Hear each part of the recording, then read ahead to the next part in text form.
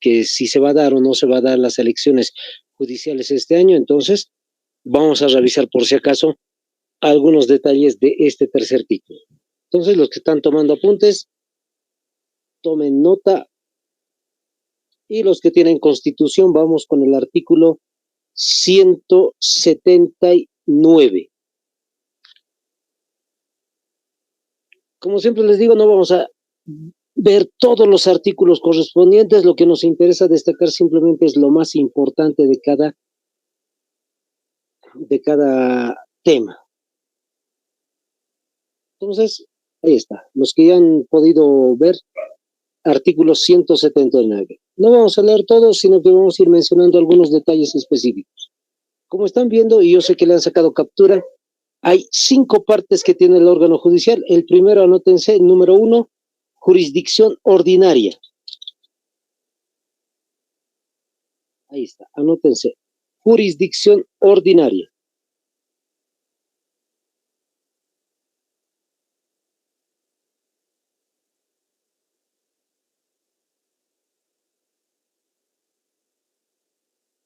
En el caso de la jurisdicción ordinaria, ahora sí vamos a explicar.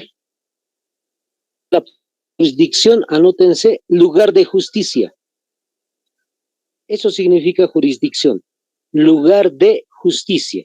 Y como están viendo en el dibujito, pues tenemos 3 tipos de jurisdicción, 3 distintos lugares o zonas de justicia en Bolivia. Vamos con el primerito, como hemos mencionado. ¿Qué significa también la palabra ordinario? Se llama de esta manera jurisdicción ordinaria porque los temas que van a tratar, anótense, son delitos comunes. La palabra ordinario justamente tiene que ver con ese término, común. Entonces, anoten, se trata de delitos comunes. Ahora, para especificar qué son los delitos comunes, simplemente tenemos que ver un periódico, simplemente tenemos que ver las redes sociales o simplemente tenemos que ver un canal de televisión. Hablan de atracos, de suicidios, homicidios, asesinatos, hablan de violaciones, de violencia contra las mujeres, etcétera. Puede ser también robos, etcétera. Esos son los temas que trata la jurisdicción ordinaria. En otras palabras más sencillas, todo ese tipo de delitos que les he mencionado, los jueces son los que van a tratar esos temas en este tipo de oficinas llamadas jurisdicciones ordinarias. Listo, eso es lo principal que tienen que tomar nota. Tratan temas o delitos comunes. Ahora, la jurisdicción ordinaria es la más importante en Bolivia o una de las más importantes y consta de 3 partes. Pueden hacer el triángulo que usualmente en colegio no suelen hacer, lo hacen el triángulo y lo dividen en 3 partes. A la cabeza, ¿cómo se llama la más importante oficina de la jurisdicción ordinaria? Anótense ahí. Se llama el Tribunal Supremo de Justicia. Tribunal Supremo de Justicia.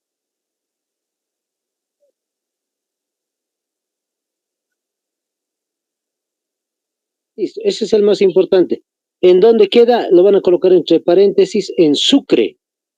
Es decir, solamente hay uno y es el que están viendo en la imagen ustedes justamente. Ese es el Tribunal Supremo de Justicia. Solamente hay uno en Bolivia. Es el más alto rango, si quieren ustedes, de la justicia boliviana. En segundo lugar, seguimos en la jurisdicción ordinaria. En segundo lugar, dentro de esta jurisdicción ordinaria existe lo que se llama los tribunales departamentales de justicia. Los tribunales departamentales de justicia.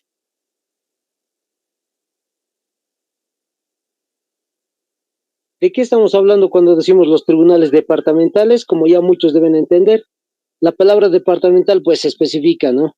¿Qué es lo que dice? Que existe una oficina del órgano judicial en cada uno de los departamentos en Bolivia.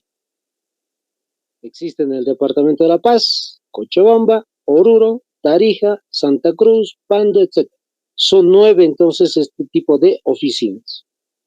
Y finalmente vamos con el último. Los tribunales de sentencia y los jueces. Otra vez les voy a volver a dictar. Estamos viendo la tercera parte dentro de la jurisdicción ordinaria. Los tribunales de sentencia y los jueces.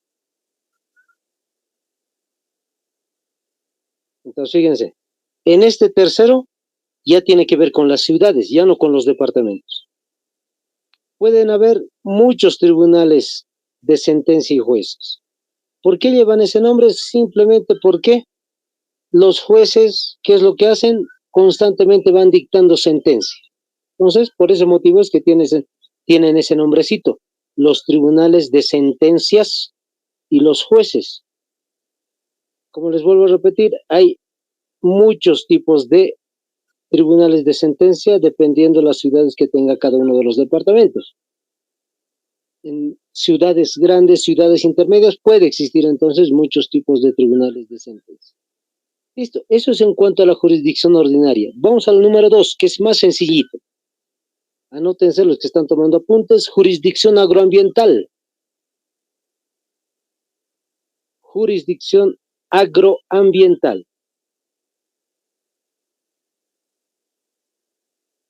Ahora, como su nombre indica, fíjense, dice agroambiental. ¿Sobre qué temas tratará? Muy sencillo, anótense. Los temas que trata son sobre el medio ambiente. Así de sencillo. El tema de la jurisdicción agroambiental tiene que ver con los temas del medio ambiente. Ejemplo, simplemente les comento, puede ser caza ilegal, es decir, una cacería que no es legal.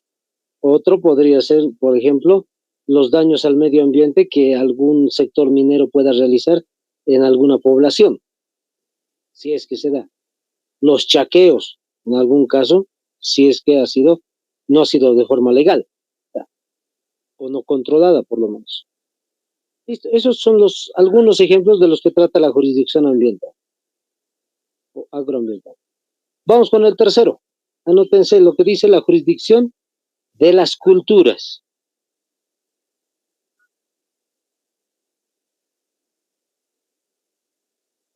La jurisdicción entonces de cada una de las culturas en Bolivia. ¿Cuántos tipos de justicia hay? Pues hay muchos, por no decir miles y miles de tipos de justicia en Bolivia. ¿A qué me estoy refiriendo?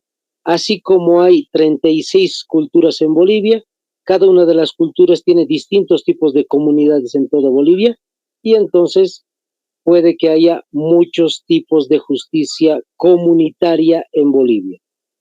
Entonces anótense, la justicia comunitaria es la justicia de las culturas en Bolivia. Esta justicia comunitaria, por ejemplo, se diferencia muchísimo de la jurisdicción ordinaria, de la primerita. Pero hay un detalle, en la misma Constitución Política del Estado dice, la jurisdicción ordinaria que hemos hablado sobre los delitos comunes, es igualita, dice, en jerarquía a la jurisdicción de las culturas. En otras palabras, como ya hemos dicho en una de las primeras clases de Constitución, si una persona comete un delito así imaginario aquí en la ciudad, va a tener que estar frente a un juez y va a tener que, posiblemente en algún caso grave, entrar a la cárcel. Mientras que en la justicia comunitaria el caso es distinto. No hay cárcel, sí se les dice que tengan que desarrollar un trabajo comunitario en favor de la población. A veces he escuchado que se les hace que tienen que pagar una especie de cuota, si quieren ustedes, por haber cometido el delito. Digamos que es imaginariamente un robo. ¿Qué es lo que tienen que hacer? Tienen que devolver lo que habían robado. Y como les vuelvo a repetir, no tiene cárcel. Dependiendo del tipo de castigo, aquí en el lado andino, por ejemplo, les dan de chicotazos. En el caso de Cochabamba, en algún momento había escuchado, se los amarra, creo que, a una especie de poste o árbol, si quieren, y ahí se lo deja hasta una hora determinada. Hay distintos tipos de castigos. Allá en el oriente también, ¿cómo será? Si alguno de los compañeros nos indica, ahí son distintos tipos de sanciones que se dan, pero no hay cárcel. Listo. Vamos con el cuarto tipo de oficina importante dentro del órgano judicial. Anótense, el Consejo de la Magistratura. Consejo de la Magistratura.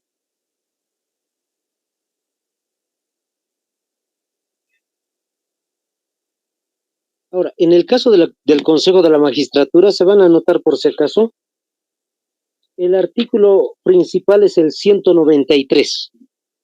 Ya los que están tomando nota, o los que están con su constitución, el artículo 193, para conocer qué es el Consejo de la Magistratura.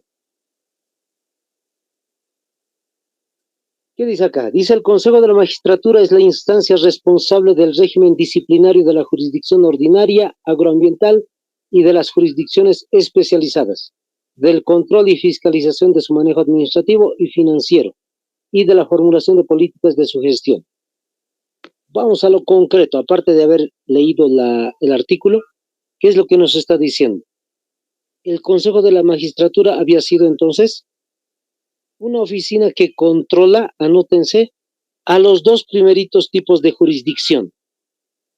Les vuelvo a repetir, controla la jurisdicción ordinaria y a la agroambiental, a las dos las va a controlar. Ahora, hay un detalle interesante, solo a los dos primeritos controla. El tercero no es controlado por el Consejo de la Magistratura, sino que el mismo pueblo va a controlar a sus autoridades judiciales dentro de las comunidades. Entonces, la tercera jurisdicción no tiene nada que ver con el Consejo de la Magistratura. Ahí está. Ahora, ¿en qué va a controlar? Dice, en su manejo financiero. Ustedes saben que el Estado boliviano entrega dinero, una especie de POA, si quieren, en el colegio habrán escuchado ese término, una especie de POA, que se le va a entregar a estas oficinas, y simplemente lo que va a suceder es que ellos tienen que manejar ese dinero un año entero. Entonces, la jurisdicción ordinaria y agroambiental, si no manejan muy bien, estoy hablando en temas de corrupción, pues el Consejo de la Magistratura toma cartas en el asunto y puede haber destituciones o puede haber incluso en algún momento investigaciones judiciales. Otro detalle importante que hace el Consejo de la Magistratura va a ser también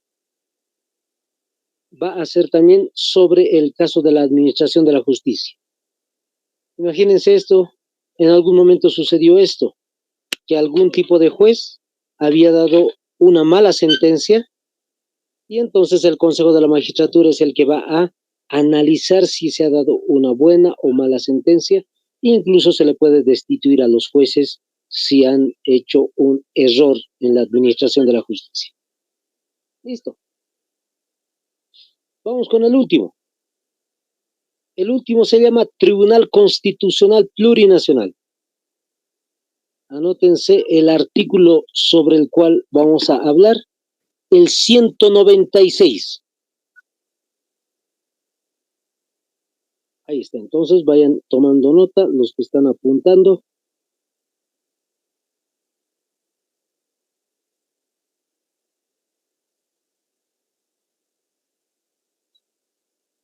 Les vuelvo a repetir, Tribunal Constitucional Plurinacional, artículo 196.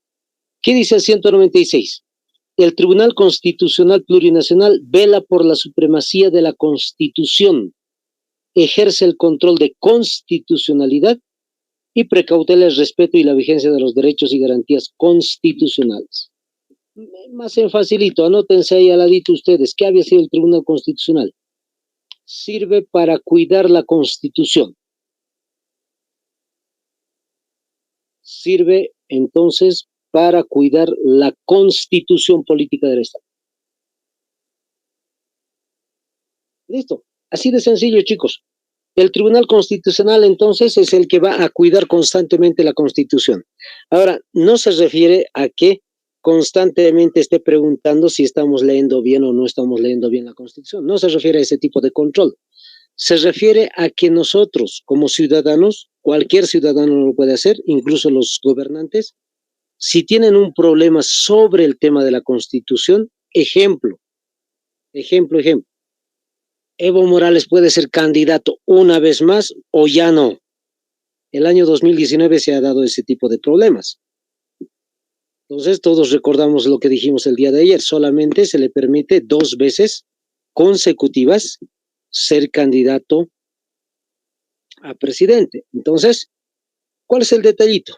Se tenía esa duda, vamos a decir así entre comillas, se le tenía esa duda, entonces los del partido del MAS y algunos otros partidos, se dice, le habían preguntado a este Tribunal Constitucional si se puede volver a postular el personaje Evo Morales, y el tribunal, como controla, como cuida la Constitución, pues ellos han sacado una resolución, una respuesta. Han analizado toda la Constitución y ellos han dicho sí se puede volver a postular. Ahora, ¿cuál es el motivo por el cual se puede volver a postular? Porque el día de ayer hemos dicho que solamente 2 veces. Esto vamos a adelantar un poquito, pero quiero que lo tengan en cuenta. El artículo 256. Los que deseen pueden buscarle, los que no, simplemente anotar el artículo 256. Ahí van a tener la respuesta. Por eso les decía ayer, nos guste o no nos guste, nos agrade o no, la última candidatura de Evo Morales será legal, aunque no queramos, aunque queramos. Se los leo el artículo 256. Fíjense lo que dice. Los tratados e instrumentos internacionales en materia, está diciendo en tema de derechos humanos, que hayan sido firmados, ratificados, o a los que se hubiera adherido el Estado, es decir, el Estado boliviano está aceptando ese tratado internacional, dice, que declare derechos más favorables, o sea, mejores a los contenidos en la Constitución. Fíjense, los tratados son mejores en el tema de derechos humanos si tienen mejores derechos esos tratados internacionales que la Constitución. ¿Qué dice? Al final dice, se aplicarán de manera preferente sobre esta Constitución. Se los explico. ¿Qué es lo que había sucedido? Que el Estado boliviano había firmado un tratado internacional que acepta, y este tratado es de derechos humanos, fíjense, de derecho a la vida, derecho al agua, etcétera. Dice, es mejor que una persona, por derecho humano, tenga muchos años de candidatura que solamente 2, o que se les restrinja a 2, a 3 o una vez. Entonces es mejor ser, dice, candidato varias veces. Eso es lo que dice un tratado internacional. Y fíjense el detallito. Ese tratado internacional dice, si Bolivia lo ha firmado, es superior a la Constitución política. ¿Quién lo dice? La misma Constitución, en ese artículo que les he leído, dice, mejor hay que hacer caso a ese tipo de tratados internacionales que a la misma Constitución. Entonces, si la Constitución dice 2 años solamente puede ser postulante y ese tratado dice muchos años, pues ahí está la legalidad. Como les vuelvo a repetir, nos guste o no nos agrade, pues esas son las leyes en Bolivia. Listo. Esa es la manera como es que se controla entonces la Constitución por el Tribunal Constitucional Plurinacional. Ese es su trabajito, nada más. Listo, compañeros, con eso hemos terminado el tercer subtítulo. Vamos al cuarto subtítulo. El cuarto subtítulo, anoten, órgano electoral. Órgano electoral.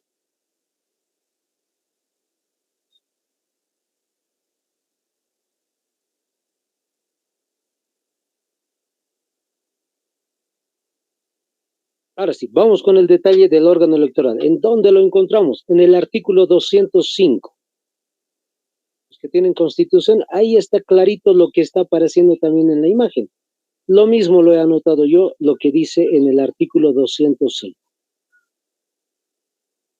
Ahí está. Los que han encontrado el artículo 205, pues ahí justamente está mencionando 5 numerales, 5 numeritos, 1, 2, 3, 4, 5, clarito está. ¿Qué dice en el artículo 205? El orden del órgano electoral es este.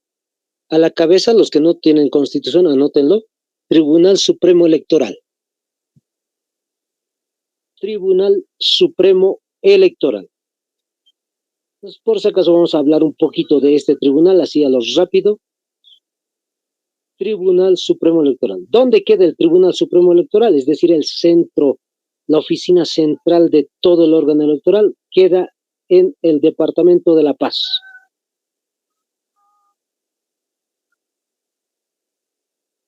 Ahí está. En el caso del Tribunal Supremo Electoral, es, como les vuelvo a repetir, la cabeza de todo el órgano electoral. Vamos a hablar un poquito de algunas características de este tribunal, que están en el artículo 206, 207, si no me equivoco. Los que deseen pueden anotarse, pero vamos a explicar directamente. Número 1. ¿Cuánto es el número de los directores, si quieren ustedes, de los que dirigen el Tribunal Electoral? Anótense 7 personas. Ese es el número de personas que administra el tribunal. 7, en otras palabras, el tribunal tiene 7 cabezas. Ahora, de estas 7 cabezas hay que especificar. De las 7, dice la Constitución, por lo menos 2 tienen que ser de origen indígena. Anótense. De los 7, 2 tienen que ser de alguna cultura. Y pues los otros 5 puede ser sin ningún tipo de cultura, por decir así, ¿no? Listo. Vamos con el siguiente detalle. Seguimos con el mismo Tribunal Supremo Electoral, seguimos con el mismo. De los 7, ¿cómo se los elige? Anótense. 6 son elegidos por la Asamblea Legislativa. Otra vez les repito, 6 son elegidos por la Asamblea Legislativa. Como ayer ya hemos visto el órgano legislativo, ya sabemos de quién estamos hablando. ¿Quiénes los habían elegido esos 6? Los diputados y los senadores. A 6 se los elige. Falta un hito. Ese 1, ¿quién lo elige? Anótense. El presidente de Bolivia. Directamente el presidente entonces elige a uno de los 7 del órgano electoral. Eso es lo que puede hacer un presidente.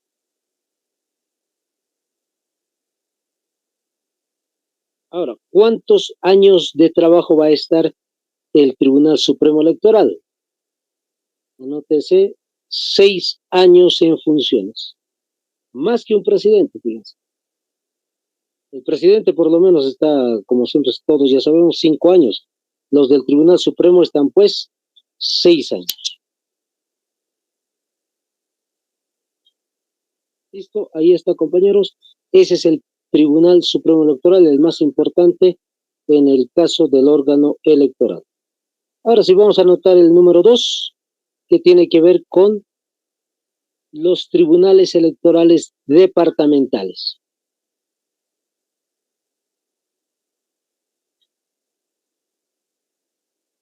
Tribunales electorales departamentales. En esto no hay mucho problema, como ustedes ya saben. Como dice departamentales, ¿qué quiere decir? Que cada uno de los departamentos de Bolivia tiene un tribunal electoral. Lo tiene Santa Cruz, Cochabamba, Beni, etc. Ahí está, compañeros. Entonces ya tenemos hasta ahí el segundo punto del órgano electoral. Vamos al tercero. Se llaman los juzgados electorales. Los juzgados electorales. En el caso de los juzgados electorales, los que trabajan ahí son jueces, es decir, de oficio. su trabajo, es decir, están dentro de lo que es el órgano judicial, como hace ratito hemos hablado de los jueces que dictan sentencia, esos mismos son. Ahora, no toditos, por si acaso. Es un número reducido, es un grupito, si quieren ustedes, que el órgano electoral eh, solicita para el día de las elecciones. Solo trabajan, por decir así, el día de las elecciones. ¿A qué me refiero? Todos los años todo el año trabajan ellos, los jueces, pero el día de las elecciones usualmente siempre es domingo. Y como es día domingo, pues todos están simplemente en sus casas. Hay algunos jueces que son designados para el día de las elecciones específicamente, y ellos sí van a quedarse trabajando. ¿Para qué? Para cuidar los derechos y las garantías de las personas en Bolivia. Ese es su único trabajo para el día de las elecciones con respecto a el día de las elecciones.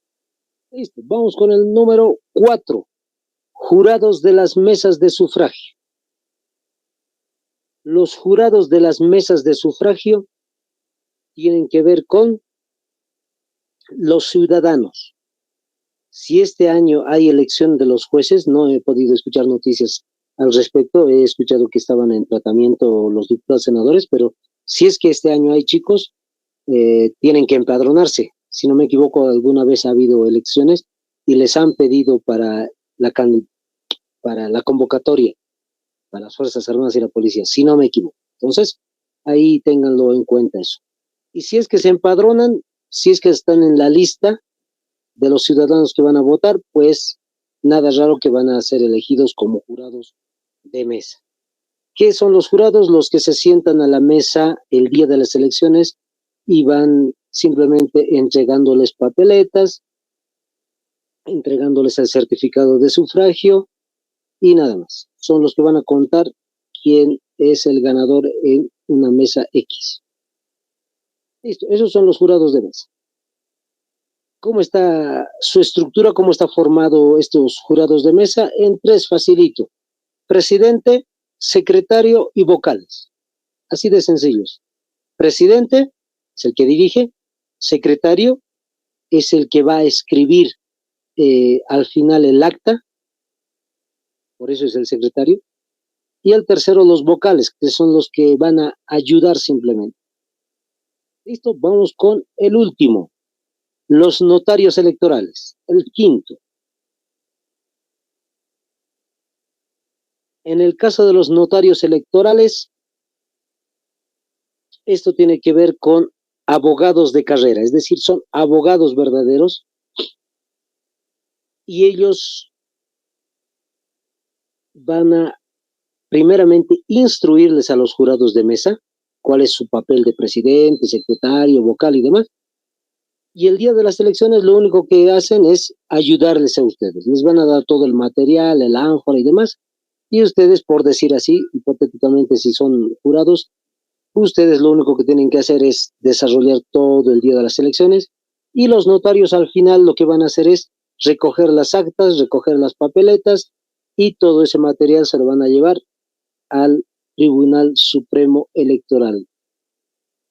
¿Listo? Ese es su trabajo de los notarios. Lo interesante de ser jurado de mesa, compañeros, es que ustedes van a ser autoridad ese día. Los notarios electorales están por debajo de ustedes.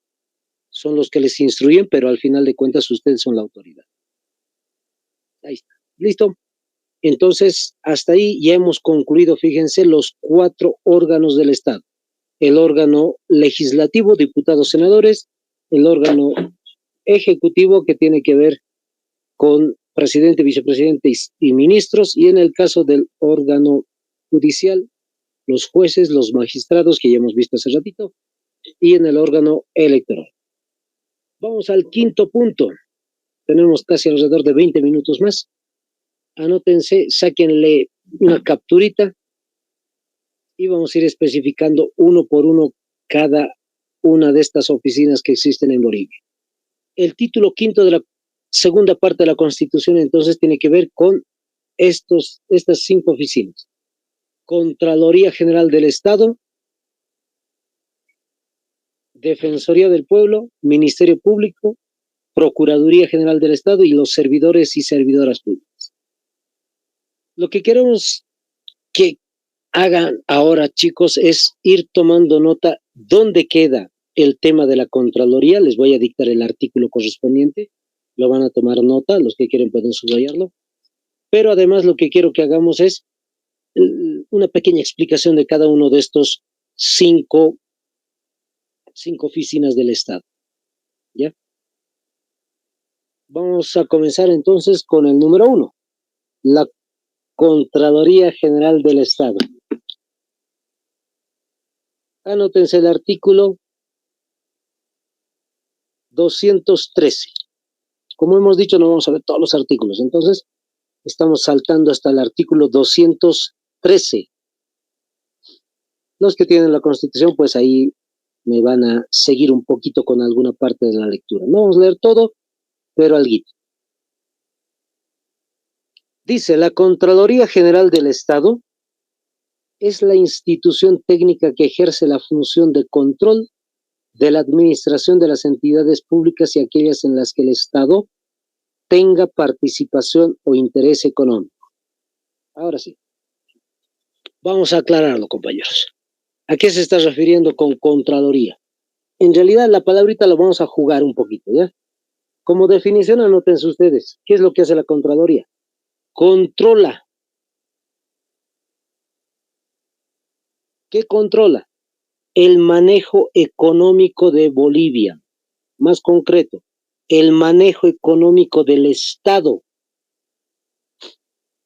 Les vuelvo a repetir, controla el manejo económico del Estado.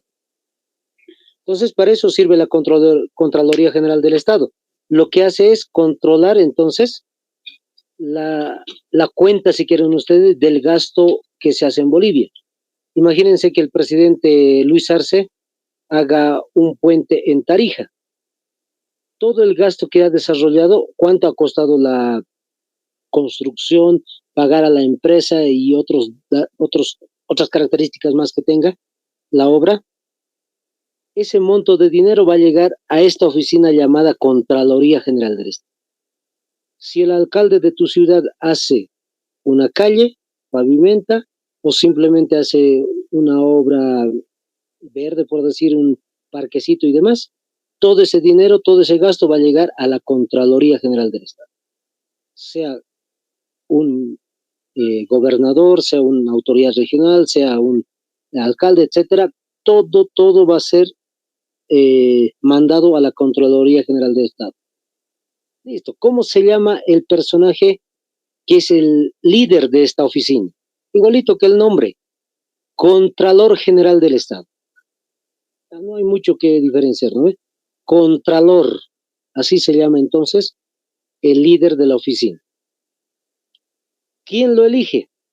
Van a anotarse, la Asamblea Legislativa. En otras palabras, los diputados y los senadores son los que eligen al Contralor del Estado. Siguiente detalle, ¿cuántos años trabaja? 6 años en funciones. Como hemos dicho, está más que un presidente, 6 años. ¿Listo? Ese es el caso de la Contraloría General del Estado. Vamos al tema de la Defensoría del Pueblo. Defensoría del Pueblo. El artículo correspondiente es el 218. A los que les interese también el tema, pues ahí está, el 218. ¿Qué dice el 218? La Defensoría del Pueblo velará por la vigencia, promoción, difusión y cumplimiento de los derechos humanos individuales y colectivos. Hasta ahí vamos a leer. ¿Qué está diciendo? Que simplemente el defensor del pueblo va a cuidar los derechos humanos. Listo, así de sencillo. Para eso sirve un defensor del pueblo, para cuidar tus derechos. Un ejemplito les doy. Imagínense que un viceministro empieza simplemente a ser muy agresivo con alguno de sus trabajadores, con una secretaria, con un mensajero, con un economista del viceministerio, qué sé yo. Este abogado o esta secretaria, ¿dónde se va a ir a quejar si el viceministro es superior a ella o a él?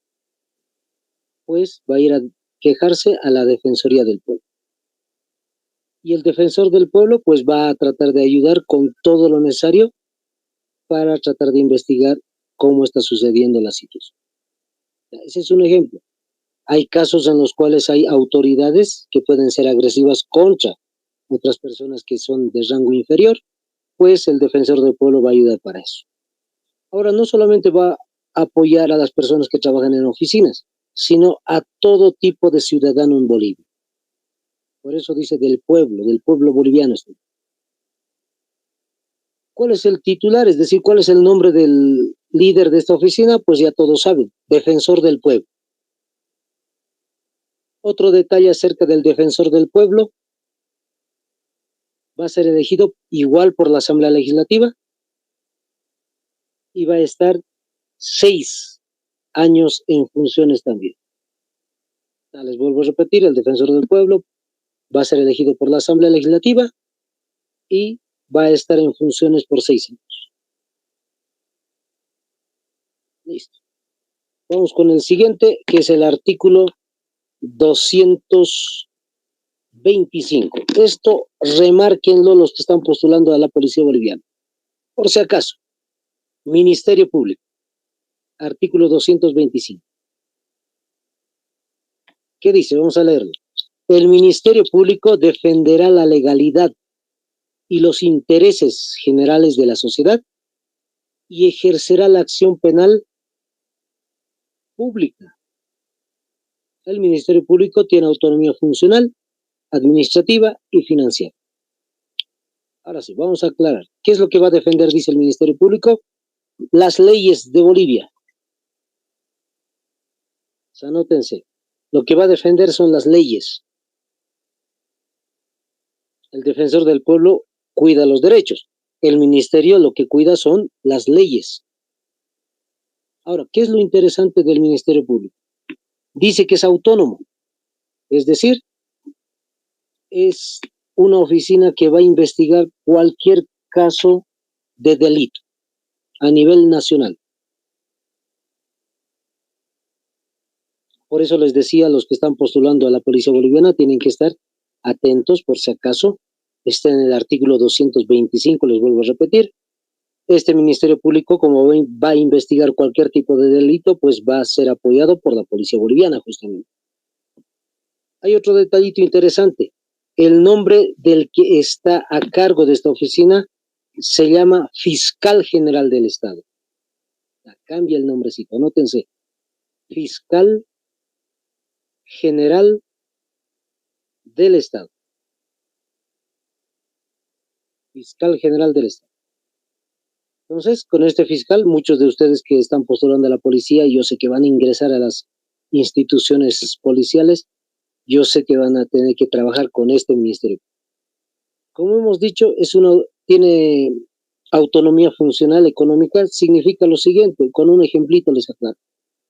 En cualquier parte de Bolivia, donde sea el desarrollo de un crimen, por decir así, imaginariamente, como el año 2018, 2019, si no me equivoco, se dijo que habían asesinado, habían sacrificado a un niño en el departamento de Potosí, así se ha dicho ese año. ¿Qué hizo el Ministerio Público? Pues fue hasta allá y ha investigado todo lo que ha sucedido. Si era cierto, si era falso, todo se ha desarrollado. Entonces, no hay necesidad de denuncia. Eso es lo interesante. Cuando se cometen actos muy graves, por eso dice penales, en ese caso el Ministerio Público va directamente a investigar, sin necesidad de que haya alguien que esté denunciando. Listo, vamos con el número 4. Procuraduría General del Estado. El artículo correspondiente va a ser el 229. En el caso del artículo 229 dice lo siguiente: la Procuraduría General del Estado es la institución de representación jurídica pública que tiene como atribuciones, escuchen, promover, defender y precautelar los intereses del Estado. Listo. En otras palabras, cuando dice representación jurídica, anótense en facilito, es el abogado de Bolivia. Cada vez que ustedes escuchan procurador, estamos hablando del abogado del Estado boliviano.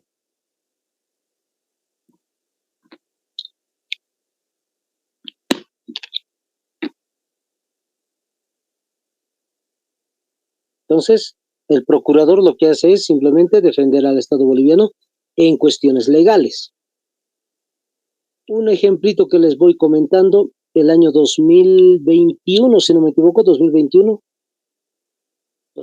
22, no me acuerdo muy bien, se procesó a Yanine Áñez, la expresidenta, y la Unión Europea lo que ha hecho es simplemente ni siquiera solicitar, sino que tratar de ordenar al Estado boliviano diciendo saquen libre a Yanine Áñez y que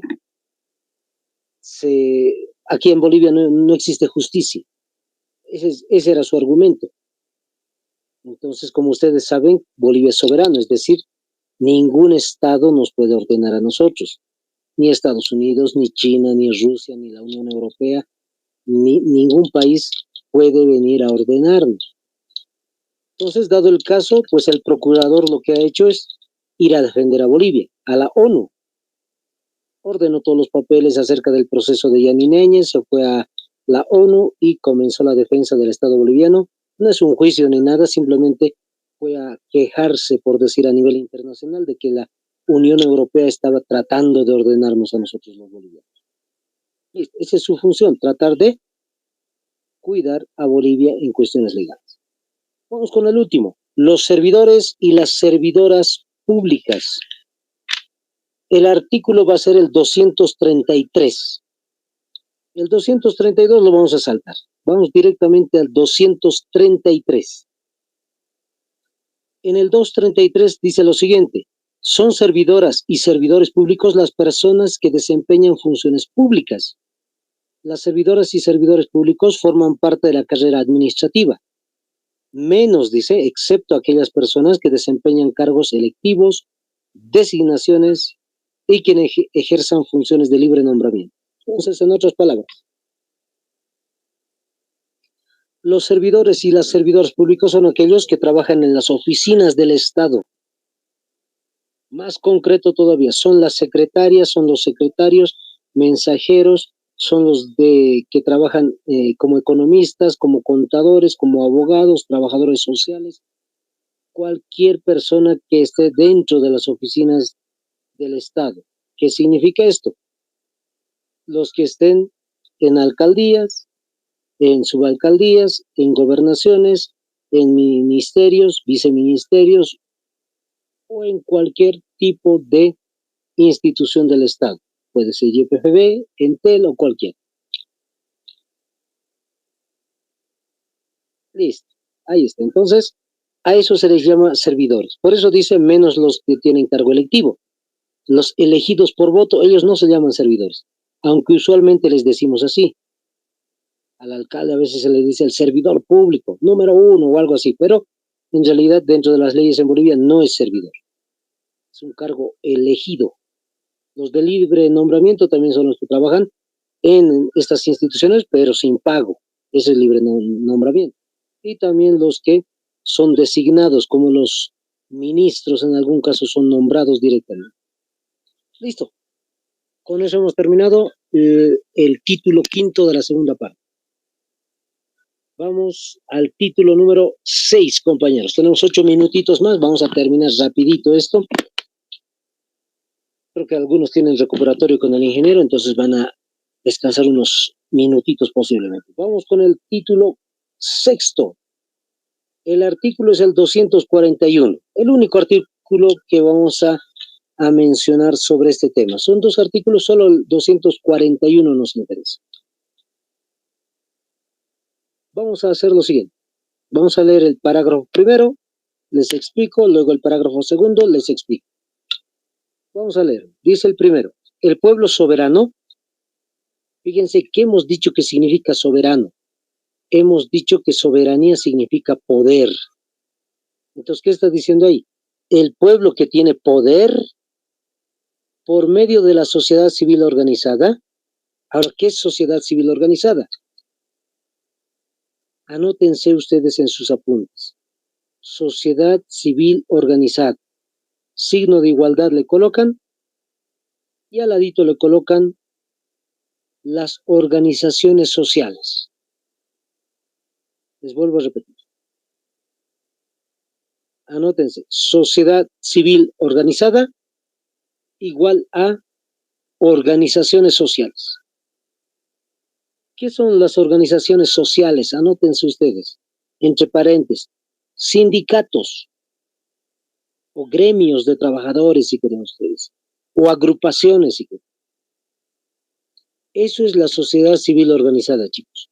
Por eso está la imagen de la FEJUVE, de la Central Obrera Boliviana, del CONALCAM y de cualquier otro tipo de institución como las Bartolinas, Tubacatari, Cocaleros, mineros, etcétera. Cualquiera ingrese en este tema. Ahí está, vamos a volver a releerlo. El pueblo soberano, por medio de la sociedad civil organizada, participará en el diseño de las políticas públicas. ¿Qué está diciendo? Que los movimientos sociales pueden, dice, debatir con el gobierno qué políticas aceptan y qué políticas rechazan. Un ejemplito de la COP, les doy un ejemplito, así para que se entienda facilito. La Central Obrera Boliviana cada año negocia con el gobierno la subida del salario para el 1 de mayo.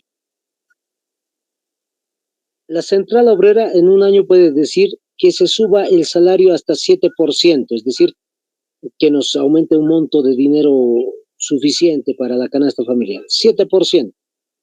Pero el gobierno puede decir, puede ser mucho gasto para el Estado, entonces lo dejaremos en 3%. Entonces, ¿qué es lo que va a surgir ahí? Un debate. El gobierno dice 3, la COP dice 7%. Debaten, discuten y al final de cuentas ambos quedan en un intermedio. Dicen 5%. Listo. Como dijeron 5%, para ambos han negociado. Eso es participar en el diseño de las políticas públicas. Cualquier tipo de institución puede hacer eso con respecto a distintos tipos de temas en Bolivia. ¿Qué más dice el parágrafo segundo? Vamos a leerlo el segundo.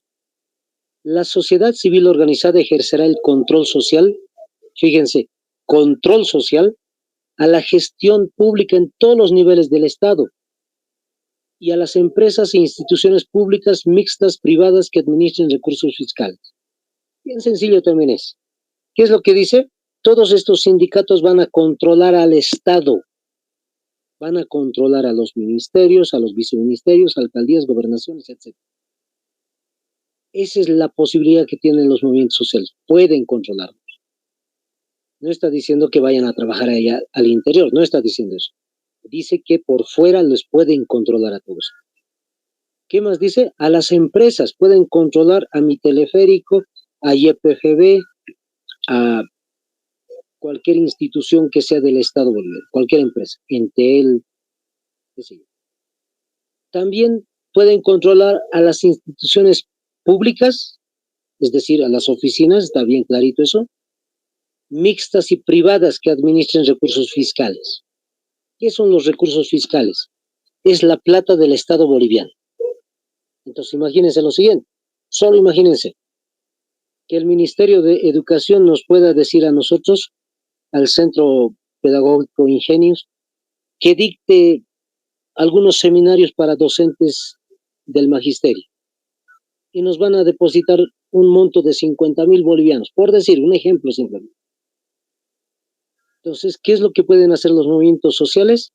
Controlar en qué se ha gastado ese monto de dinero, porque ese dinero no es del Ministerio de Educación, el dinero es del pueblo boliviano. Entonces, por ese motivo, los movimientos sociales pueden controlar el manejo, dice, de dinero de Bolivia en cualquier institución, sea privada, mixta o pública. Listo, compañeros, con esto hemos terminado el día de hoy. Fíjense el tema que nos va a tratar el día de ayer. Perdón, mañana. Mañana vamos a ver este tema, chicos. Fuerzas Armadas y Policía Boliviana. Entonces, el día de mañana les invito a que estén bien atentos, apuntando todo lo que debemos apuntar con su constitucionalidad. Bueno, hasta acá, entonces, compañeros, los demás creo que tienen alguna clase más con el ingeniero, entonces vamos a descansar acá nosotros y los demás continúan. Bendiciones, hasta mañana.